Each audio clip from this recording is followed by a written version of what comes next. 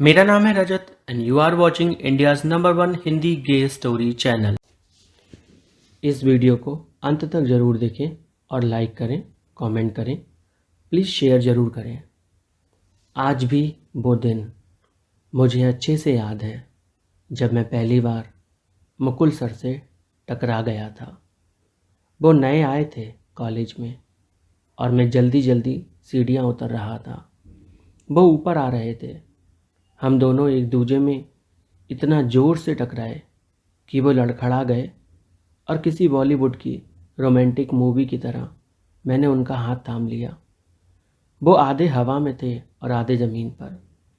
मैंने उन्हें कसकर अपनी तरफ खींचा और वो किसी हीरोइन की तरह मेरे सीने में समा गए।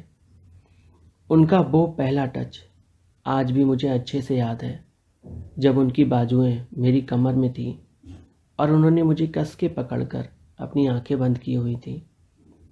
मैंने कहा, छोड़ो, मुझे क्लास जाना है, और वो पीछे हटे। मैंने उनको सॉरी बोला तो उन्होंने भी रिटर्न में आई एम सॉरी बोला। मुझे तो वो पहली मुलाकात में ही भा गए। मैं अपनी सेक्सुअलिटी के लिए पूरे कॉलेज में मशहूर था। जब भी किसी लड़के का दिल टूटता था तो मैं 2-3 दिन उसका सहारा बनता था और फिर उसकी सुबह मेरे कमरे में ही होती थी। पूरा कॉलेज मुझे मेरी हरकतों के लिए जानता था और कुछ लोग तो जान के मेरे पास आते थे।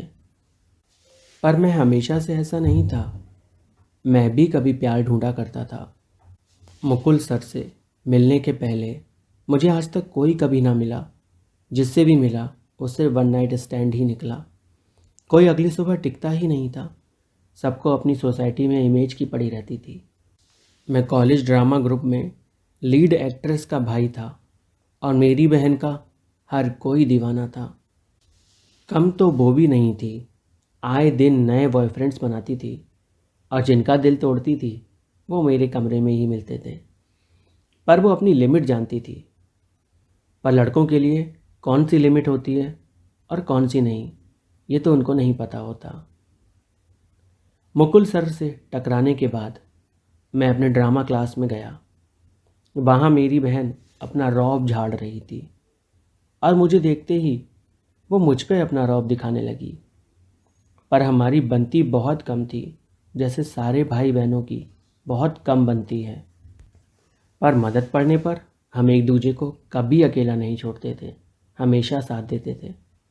जब मैं ड्रामा के लिए कॉस्ट्यूम सेलेक्ट कर रहा था तभी हमारी ड्रामा टीचर मुग्धा वहाँ आई और बोली, आज प्ले होने वाला है और इस प्ले का ऑडिशन मुकुल रंधावा लेंगे। वो बाहर से इस प्ले को कराने हमारे कॉलेज में आए हैं। मैं तो बस देख रहा था कि आखिर कौन है ये मुकुल रंधावा जो बाहर से आया है, वो भी ऐसे कॉलेज में जहाँ कोई आना पसंद नहीं करता। हमारा कॉलेज पूरे शहर में बदनाम था।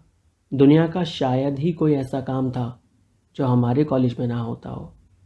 कहने को तो कैमरा हर जगह लगे थे, पर जहाँ के लिए पैसे दो वहाँ के कैमरा तुरंत बंद हो जाते थे। डीन खुद कॉलेज स्टूडेंट से डरता था। मैं तो वेट कर रहा था। ऑडिटोरियम का दरवाज़ा खुला और बॉलीवुड मूवी की तरह हीरो चलता हुआ अंदर आ रहा था। अंधेरे में उसकी शक्ल नहीं दिख रही थी, पर उसका बॉडी फिजिक्स देखकर दिल को सुकून मिल रहा था। वो चलता हुआ अंदर आया और अपना चश्मा ऊपर किया और बोला, मैं हूँ मुकुल, तुम्हारा ड्रामा कोरियोग्राफर। मैं तो उसे बस देखता ही रह गया। मेरी आंखों में एक अलग सी चमक आ गई उसको देखकर कि वाह, ये तो वही बंदा है जो सुबह मुझसे टकराया था। मुकुल सर बोले, मैं तुम लोगों को एक्टिंग सिखाने आया हूँ और हम एनुअल डे पर अपने कॉलेज की इमेज सुधारने का प्रयास करेंगे। उनको देखते ही मेरे मन में आया, अरे वाह, क्या बात है, अब तो ये हमारे साथ रहेंगे। मैंने ज़ोर से सीटी मारी तो उन्होंने मेरी तरफ देखा और फिर सबसे एक एक करके मिलने लगे। मेरे पास आकर बोले, ज़्यादा जल्दी में ना रहा करो, थोड़ा देख के चला करो। मेरी बहन बोली, किस बारे में बात हो रही है? तो वो उससे बोले, तुमसे क्या? सब हंस पड़े। वो चिढ़ गई थी, बोली, ये मेरा भाई है। मेरी बहन को तो वो बिल्कुल भी पसंद नहीं आए थे। जब जब वो प्ले करवाते मेरी बहन बेमन से करती, और इसी वजह से उन्होंने एक दिन उसे प्ले से निकाल देने की धमकी दे डाली। वो जानते नहीं थे कि कॉलेज के लड़कों का रिएक्शन क्या होगा। उनका उसको धमकी देना भर था कि प्ले कर रहे दो लड़के उनके सामने सीना तान के खड़े हो गए, और मेरी बहन कमर पे हाथ रख के किसी हीरोइन की तरह खड़े होकर तमाशा देखने लगी। मैं उनको बचाने के लिए आगे आ ही रहा था, तब तक वो दोनों लड़के ज़मीन पे पड़े धूल चाट रहे थे। मुकुल सर ने दोनों की अकल ठिकाने लगा दी थी। वो जोर से बोले, तुमने मुझे समझ क्या रखा है? मैं यहाँ तुम्हारा से प्ले ठीक करने नहीं आया हूँ, मैं तुम्हारे कॉलेज की इमेज सुधारने आया हूँ। मैं तुम्हारा फ्यूचर का होने वाला डीन हूँ, समझ रहे हो ना? तुम सबको डिसिप्लिन में रखना है मुझे, क्योंकि तुम सब ने डिसिप्लिन ख़राब कर रखा है। मेरी बहन थोड़ी सी सहम गई, पर उस दिन उसे समझ आ गया कि एक्शन का रिप्ले ज़रूर मिलता है, और वो उनके एक्शन पे पूरी तरह से फ़िदा हो गई, जैसे मैं हुआ था। मैं उन पे फ़िदा था, ये गैस करना किसी के लिए भी मुश्किल नहीं था, क्योंकि जब भी कोई हैंडसम लड़का दिखता था मैं तो बस फ़िदा ही रहता था उस पर। मैंने मुकुल सर की ऑनलाइन प्रोफाइल भी चेक की, उनकी फ़ोटोज़ देखे, उनके वीडियोस देखे, उनकी जिम जाते हुए वीडियोस देखे, एक्सरसाइज करते हुए वीडियोस देखे। उनको देखकर मेरी सांसें तो बस ऊपर नीचे होने लगीं।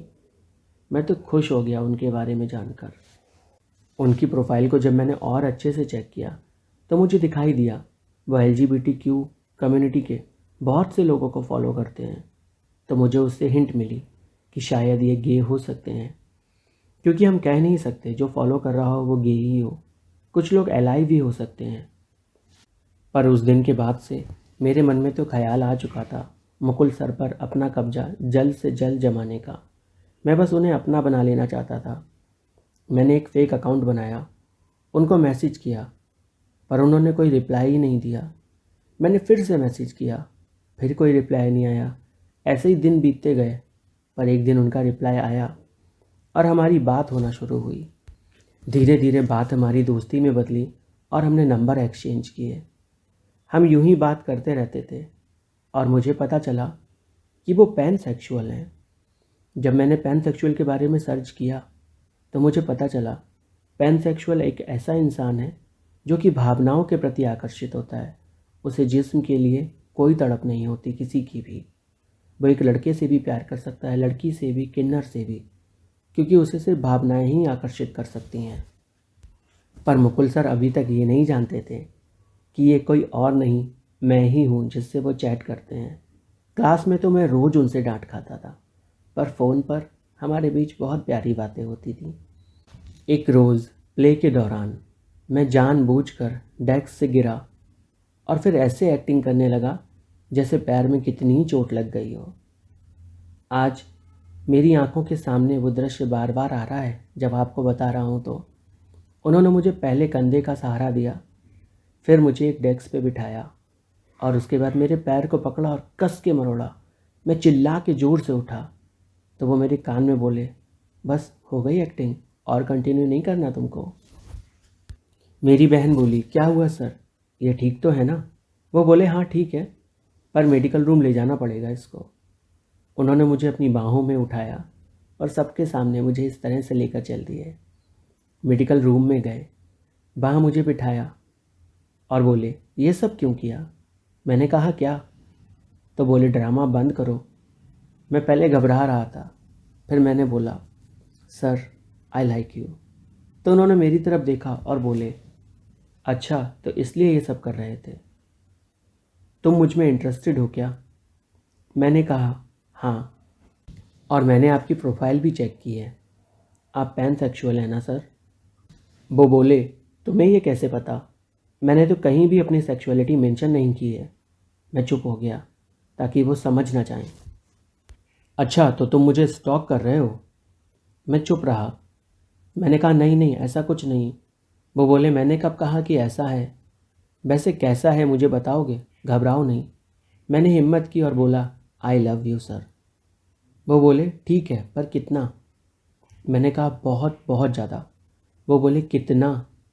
और मैं तुरंत घुटनों के बल बैठ गया और उनकी तरफ आगे बढ़ा। वो बोले, बस इतना ही प्यार करते हो, सिर्फ शरीर से, दिल से कोई जज्बात नहीं जुड़े तुम्हारे।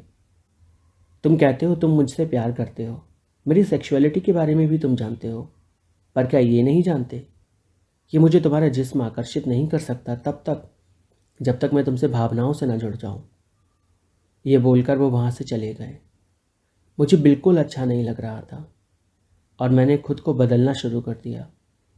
अब हर रोज़ मैं बस उनकी राह देखता, उनसे माफ़ी मांगने की कोशिश करता, पर वो मेरी तरफ देखते भी नहीं थे। इंस्टाग्राम पे तो हमारी बात हो जाती थी चैट पे, क्योंकि वहाँ वो मुझे जानते नहीं थे। वहाँ पे भी उन्होंने मुझसे ये किस्सा शेयर किया। मैंने उनसे कहा भी, बच्चा है वो, हो सकता है इसलिए कर दिया हो ऐसा। तो वो बोले, बच्चा है ठीक है, पर अगर उसके अंदर कोई फीलिंग्स हैं तो उनको जाहिर करने का सही तरीका होता है। मैं हर रोज़ कोशिश कर रहा था उनसे माफ़ी मांगने की। आए दिन मैं उनके पास जाता और सॉरी बोलता, पर वो मुझसे बिल्कुल भी बात नहीं करते। धीरे धीरे वक्त बीतता गया, महीने बीतते गए और फिर एक रोज़ मैंने उनकी तरफ जाने की कोशिश ही बंद कर दी। मैं बस उनसे चैट करके ही खुश था कि तभी एक दिन म्यूज़िक रूम में हम दोनों अकेले थे। मैं सॉरी बोलना चाहता था कि तभी वो मेरे पास आए और वो मेरी तरफ देखकर बोले, आज सॉरी नहीं बोलोगे? मेरी आंखों से आंसू बह निकले और मैंने उनसे कहा, आई एम सॉरी। उन्होंने मुझे कसकर गले लगा लिया और बोले, तुम खुद को बदलने की कोशिश कर रहे हो जो मुझे साफ साफ दिख रहा है, पर इतनी भी कोशिश ना करो कि तुम खुद की आइडेंटिटी को ही बदल दो। और उसके बाद उन्होंने मेरा माथा चूमा। मैं खुश था, लेकिन ये खुशी ज़्यादा पल की थी या नहीं ये पता नहीं था। मैं घर पहुंचा तो मेरी बहन कलेश कर रही थी। वो मुझ पर ज़ोर ज़ोर से चिल्ला रही थी कि तू मेरे बॉयफ्रेंड के पीछे क्यों पड़ा है। मैंने उसको पूछा भी, कौन तेरा बॉयफ्रेंड? तो वो बोली, मुकुल सर, वो मेरे बॉयफ्रेंड है। उनका और मेरा रिश्ता पिछले कई महीनों से चल रहा है। मैंने पूछा, रिश्ता चल रहा है? उसने कहा, हाँ। मैंने कहा, किस गलत फहमी में हो तुम? तुम्हारा और उनका रिश्ता हो ही नहीं सकता, क्योंकि वो तो मेरे साथ रिलेशनशिप में है। ये सुनकर मेरी बहन शॉक्ड हो गई और वो बोली, ऐसा कैसे हो सकता है? अगले दिन हमने उनसे बात करने का सोचा। अगले ही दिन एनुअल डे भी था।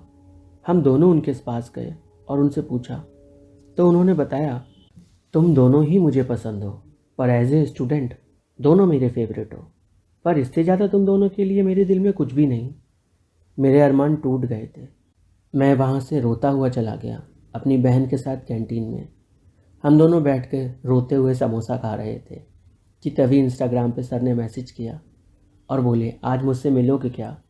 इतने महीने हो गए हमें बात करते हुए, कम से कम आज तो मिल लो। मैंने हिम्मत दिखाई और उनको बोला, हाँ मिलता हूँ, और हमने शाम में मिलने का प्लान किया। कहानी में आगे क्या हुआ जानने के लिए चैनल को सब्सक्राइब करिए, वीडियो को लाइक करिए, कमेंट करिए और हाँ, शेयर तो कर दो यार।